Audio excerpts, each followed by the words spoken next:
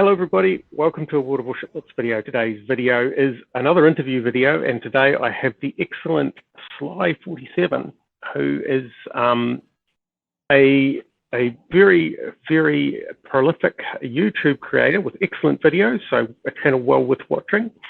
And I've invited Sly on today. G'day, Sly. Good day, how's it going? Great, and we've invited you on today to talk about events, because there have been a couple of events recently which haven't really hit the mark, and what we want to do is have a bit of a discussion around that. And for everybody, what will happen is that there'll be another video that will talk about what we'd like to see in World of Warships Blitz, and that will be on Sly's channel. So get on over there and have a look at that video when it drops. Okay, Sly. So probably the one big question that I'd like to understand, and I've been away from the game a little bit recently, is when an event drops, what do you look for? Really, I think the main thing is the amount of grind, the amount of rewards, and the ship or ships involved within the event. When we really look at like the kind of the single ship events, when they go out, they, of course, only, it's the battleship that comes out, and the battleship players that are going to enjoy it. Only cruiser mains are going to enjoy it. So it really comes down to, okay, does the ship or event interest you entirely of what it offers in the rewards, which of course, if you increase the amount of rewards, it offers more to more people. And then of course you have just the grind are you looking at 100 victories in just a few days, or are you talking a specific amount of victories, or how do you get those points and rewards, which I think is incredibly necessary in an event. To have a good balance between that. But I think with certain events recently, we've seen ways we could make it better in order to kind of hit all those niches of not too much of a grind, a good amount of events or rewards for everybody, and then also giving interesting ships. So, okay, I mean, that's very interesting, because I think I probably look at things myself a little bit in a different angle, because what I'll do is I'll only take a cursory look at the ship. Really, if I've got the ship, then I'm less interested. But otherwise, I'm pretty much keen for anything, or I was. And even if it was a repeat of a ship, like, for example, I think I remember the Turbits coming around. It would have been out there for a while. It came around for an event, and I managed to snag it, and that would be a couple of years ago, of course. The second thing I look for is exactly what you look for, is the grind. So how hard is the grind to get there? And then I look at the gap between the grind and the ship. So I assume that I'm not going to be able to make the full grind. So I look at the degree of luck that's involved. So if it's a high degree of luck, like all these battle tokens and you open chests and stuff like that, I'll just play normally. I probably wouldn't even acknowledge the events there. I just don't bother. But I do look for, if there's a way to top up the tokens, like a little bit of a premium to top it up, that's pretty good. If the grind's doable, and we calculate it, then in that case I would do it. But otherwise, for a lot of the events, particularly higher tier ship, I tend to give a pass. So yeah. Well, a lot of those, the recent events haven't been that like even luck based. It's just literally, hey, buy $100 worth of crates and you might get enough for the rest of the tokens, especially with the Anchorage event. And I think it's above tier 8 that it gets really, really. I think, what's the best way of describing it?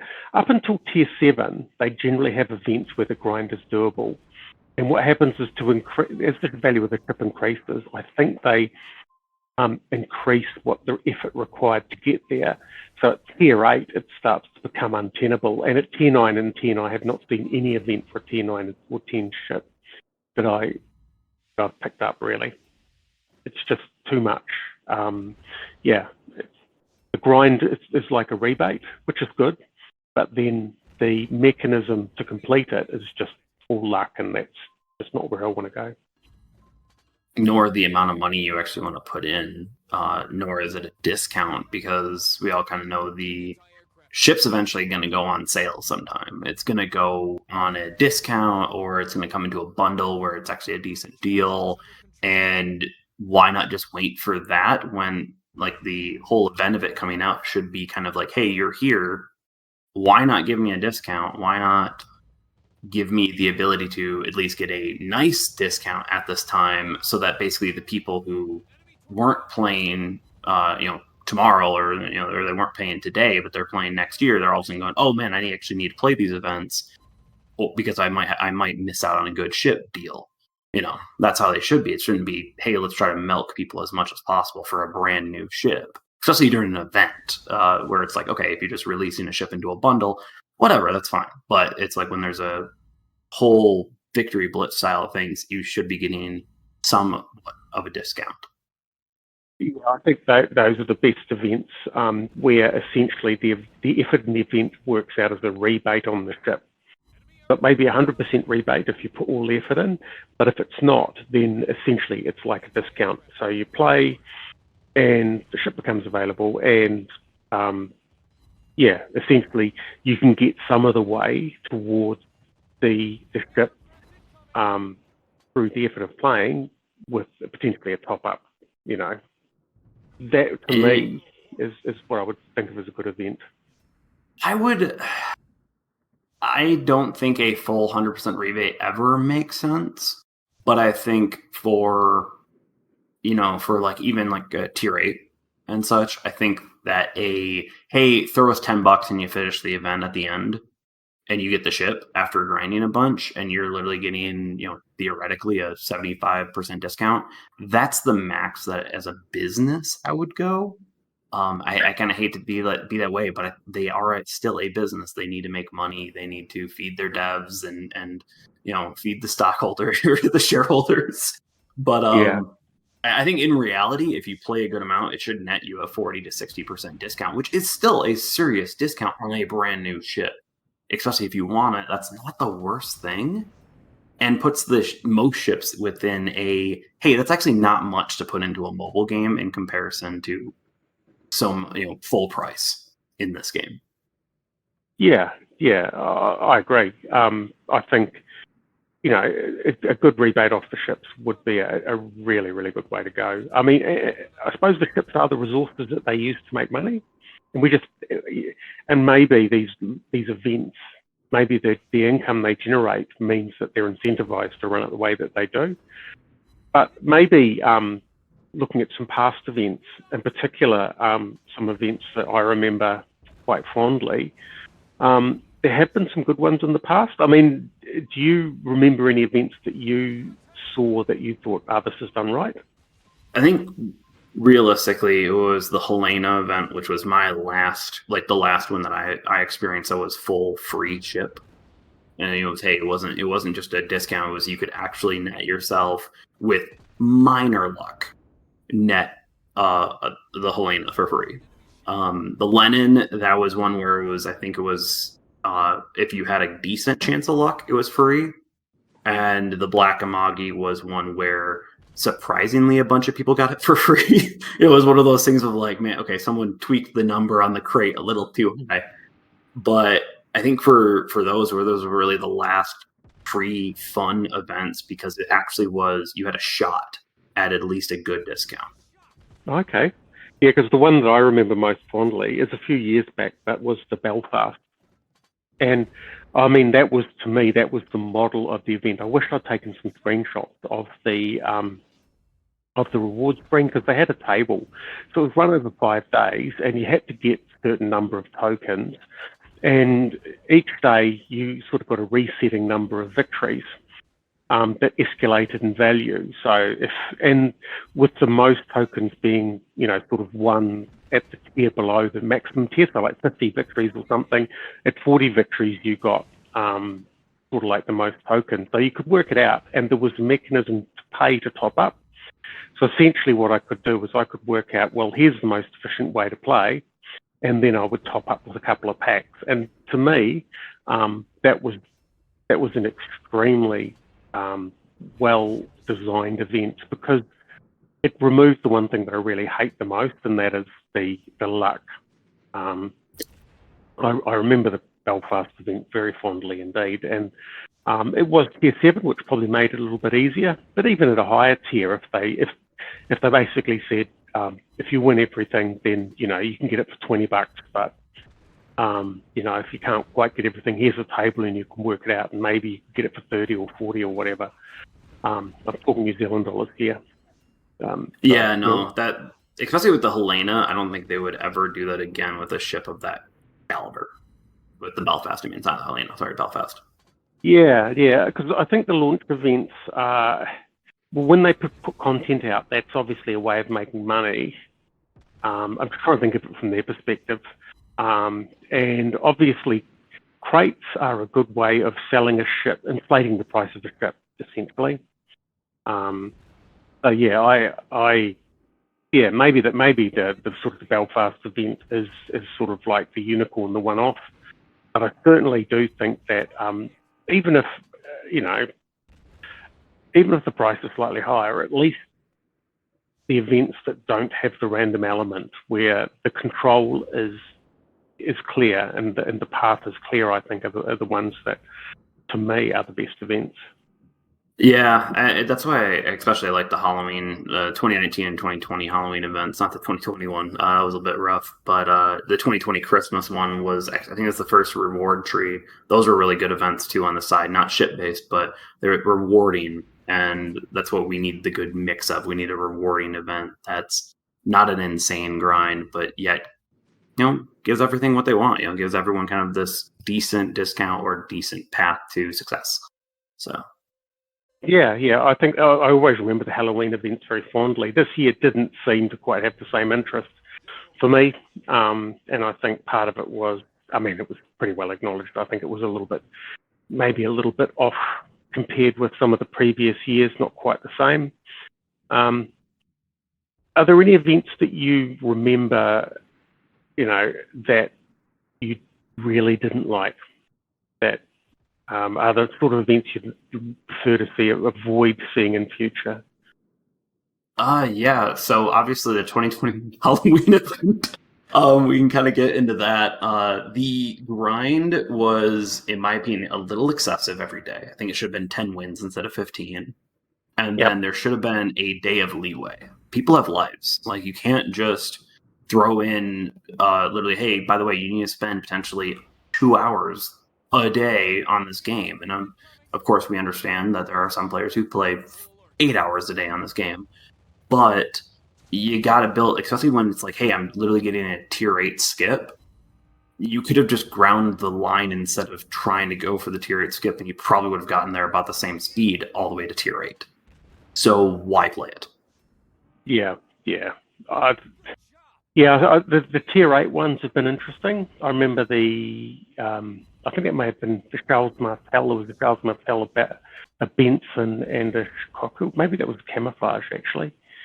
I'm pretty sure there have been some skipping to tier 8 events in the past, but I didn't quite manage to make the grind. And yeah, you're right. You get there eventually, and if you get there the normal way, then you're actually probably better at playing at tier 8. Yeah, and then I think the next one that would actually be one of my first videos that I actually made, I was like, okay, screw it. I'm not going to do any script. I'm just going to go full bore, and I'm just going to post this immediately up, was the Cheshire event. Because I think it was something along the lines of, you would have to grind almost 50 hours or something like that, technically, for it. And in doing so, you could literally get a job and buy 10 other ships instead. It was just that horrible of a grind that really screwed with the entire event. It just soured it completely. I think I remember the Cheshire event. I really wanted it at the time, but I looked at the capacity to get there, and it was just too much, so I stepped away from it. The event that I remember least fondly is the Mayor event, and the reason for that is that the grind got you so far, and the way that they had the top-ups was sort of quite expensive packs that included a whole lot of stuff you didn't need, and it was the whole, you'd get tokens, and you needed 20 tokens, and you'd win keys to open a crate, and there was too much luck involved. There was no clear path, and when there's so much luck involved, it's hard to make sense of it, in which case you just may as well play normally, and if you get some tokens, hope for the best. So I still don't have the Mayor.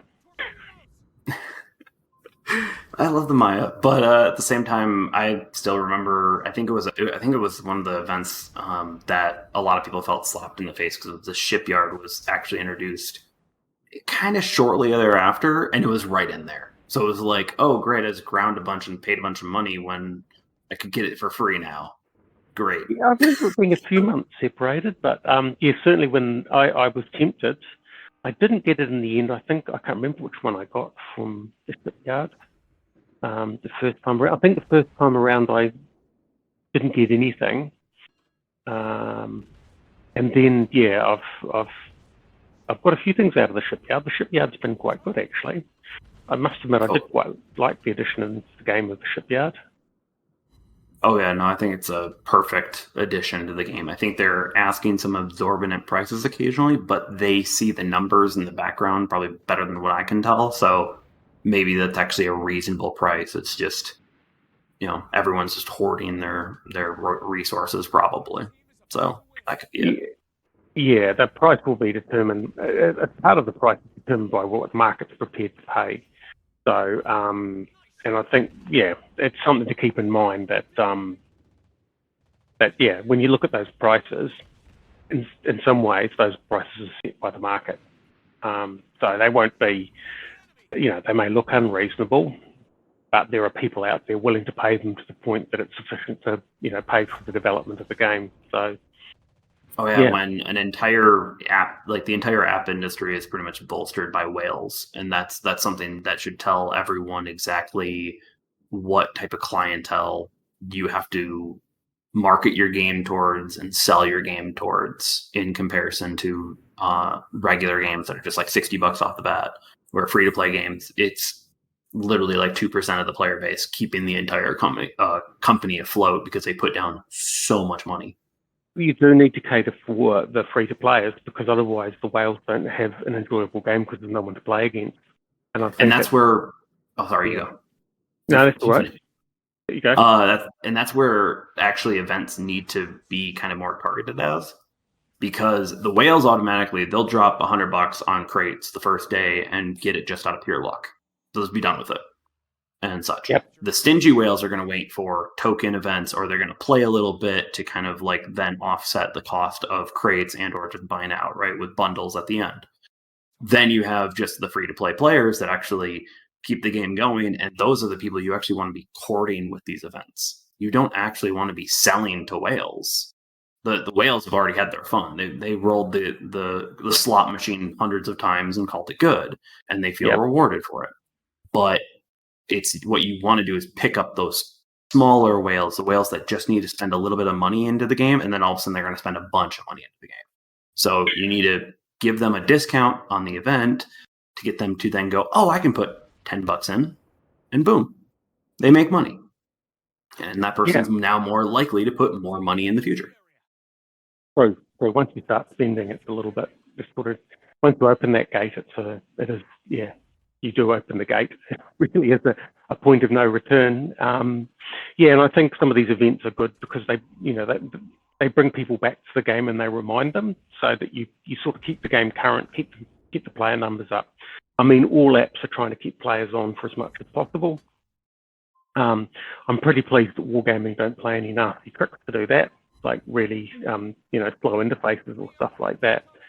But I think, you're right. I think that the events, those big whales, you see them, the event drops, and then within an hour or two, someone's got the ship and they're running around in it. You know what's happened. Oh, yeah. Exactly. So. Yeah. Is there any events in the future that you'd want to see? What would you want to see with future events?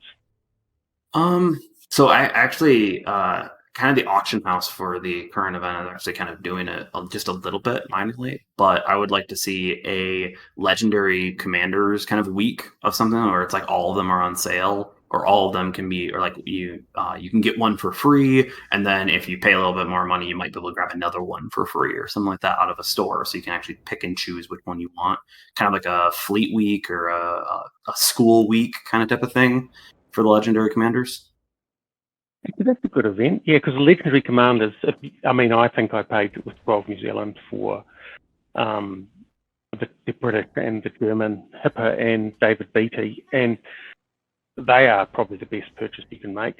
Simply, they're I think David Beatty's on something like over 500,000 Commander XP. I see that. He gets shopped around so many of those British ships. It's just incredible. But yeah, I think that would be a really good event.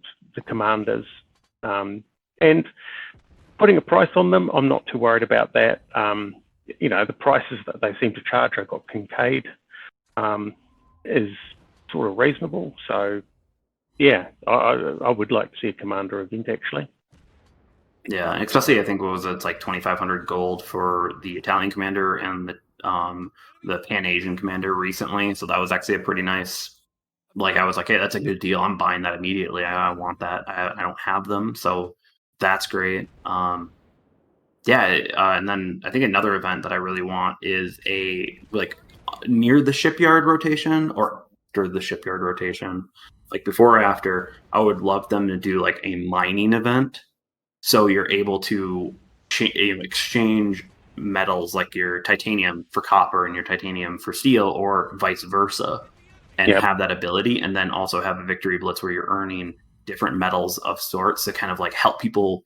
Oh, you're just a few away. Well, hey, play a little bit more this week. We're going to make this a little exceptionally easier to get the ship that you want out of the shipyard, either before or after the rotation happens. I think before the rotation happens makes the most sense. Yeah, that's not a bad idea. I mean, I must admit, I look forward to the shipyard rotations. I'm waiting out. I think I've got 70 copper or 60 copper or something. I'm waiting out the current crop to see what comes up next. But yeah, I think having something that would accelerate some metals near the shipyard rotation would be good. I mean, what you're talking about really is topical events that are targeted to certain things rather than just ships. I think that's a really good idea. Well, with events, of course, I made the video on it of just how I would want future events to go with more blitz challenges used rather than victory blitzes, and multiple blitz challenges at the exact same time. So you constantly are getting that hit, the hit of dopamine as you're constantly moving forward. You're not feeling like you're just sitting there losing minutes of time because you just didn't do one thing, which of course that can just be your team completely YOLOing around the cap and completely forgetting that it exists. So it can be frustrating near the end of an event to come up with a string of bad teams, and really, that can be a real problem. I mean, this is been a really good discussion. I mean, hopefully the people that are listening have had an opportunity to sort of work out, what a good event looks like and maybe what to avoid. I've really appreciated getting your perspective on it. Oh, thank you for having me. Yeah. So I know we'll have to do this again sometime, and definitely everybody do pop over to Sly's channel to have a look at the part 2, where we're going to be looking at what we want to see. Anyway, I'd like to thank everybody for watching, and we'll catch you next time.